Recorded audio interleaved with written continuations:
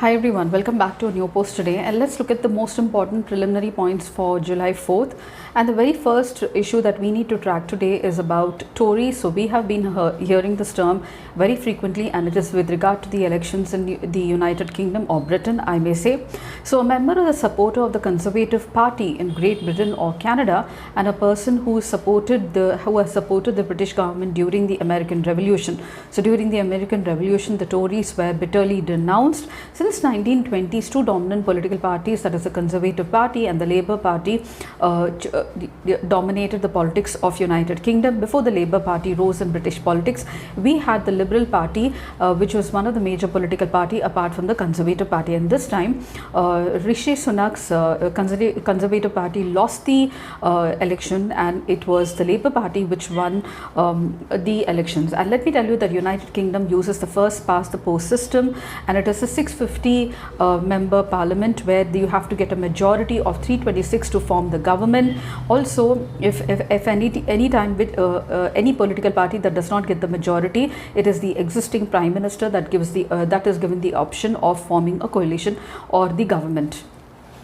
So this is with regard to the United Kingdom government system. And we have Champai Soren, who gave his resignation to the governor of Jharkhand, and Hemant Soren took over as the chief minister from Champai Soren once again. So we have Article 164 dealing with these details with regard to the chief minister and the power of the governor. It says that the chief minister is appointed by the governor, and the other ministers shall be appointed by the governor on advice of the chief minister. The ministers hold office during the pleasure of the governor. They give the resignation to the speaker, and provided that the state of Chhattisgarh, Jharkhand, Madhya Pradesh or Odisha, there shall be a minister who is in charge of the tribal welfare, who may be in addition of the charge of scheduled castes and backward classes as well. And the total number of ministers, including the council of ministers, shall not exceed 15% of the strength of the Legislative Assembly and shall not be less than 12.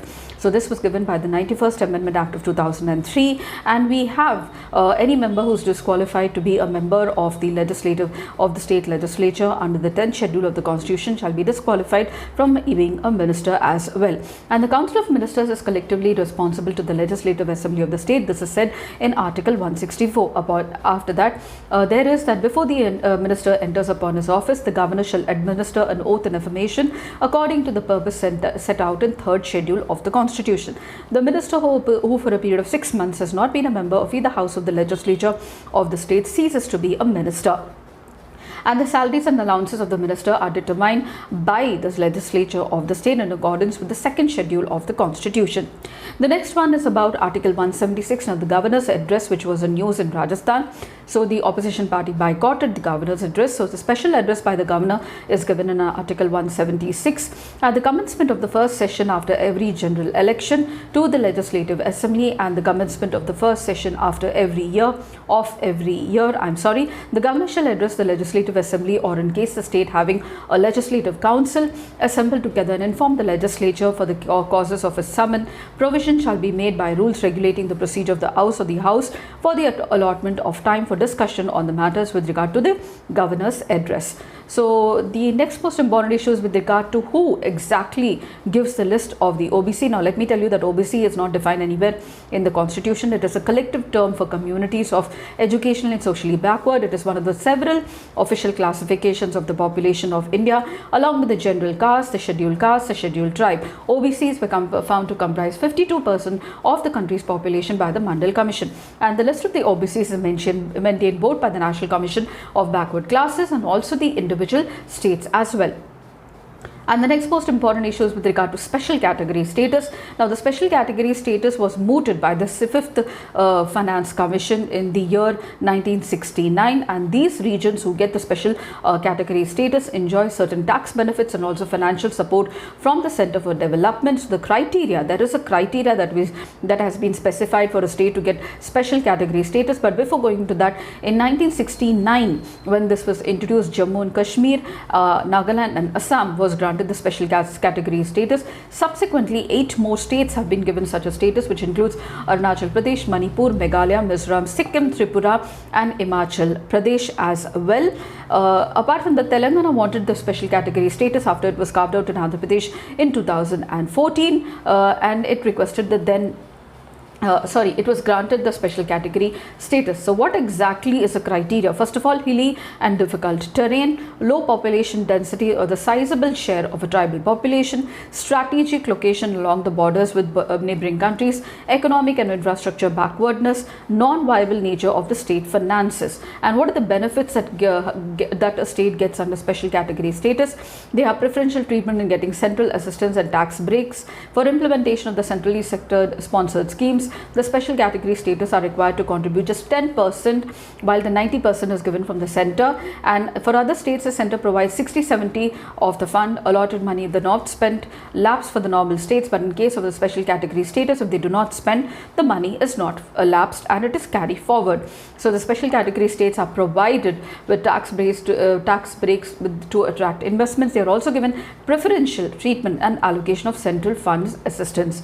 So the other states which are demanding special category status are Bihar and Andhra Pradesh now. So other states that have been pitching for this are Jharkhand, Chhattisgarh and Odisha. And the central government stand has been that it will not consider the demands for the special category status of any new state. Referring to the 14th Finance Commission opinion, it said that no more special category status would be given. 14th Finance Commission recommended increasing devolution of money to the states from the divisible tax of pools to 42% from the earlier 32%. The 15th Finance Commission also kept the devolution of the tax basis at the same level, and the centre argues that the high tax devolution provides the state with more resources. Therefore, no need of special category status. And moreover, the concept of plan assistance is no more there, as the Planning Commission has been scrapped. So this is what the centre states. But however, Andhra Pradesh and Bihar are adamant on the demand. So this is what about special category status. The last one is Smart Cities Mission.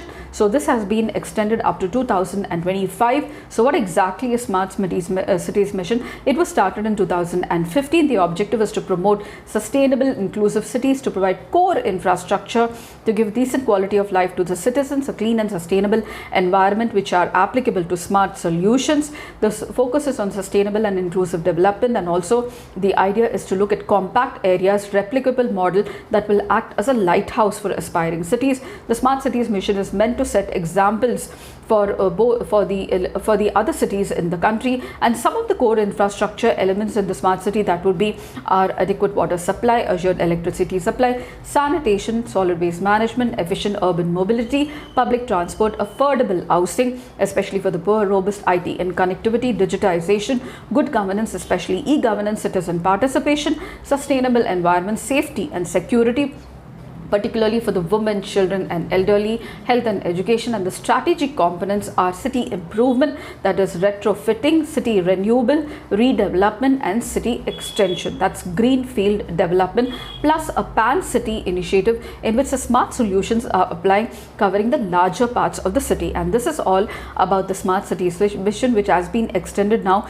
to 2025. And I thought these were the most important issues that I needed to share with you for July 4th. And if you did like, please do share and subscribe, and also like, and don't forget to comment at the end of the video. And I shall see you tomorrow in another new post for the important points for July 5th. Until then, it's very happy learning.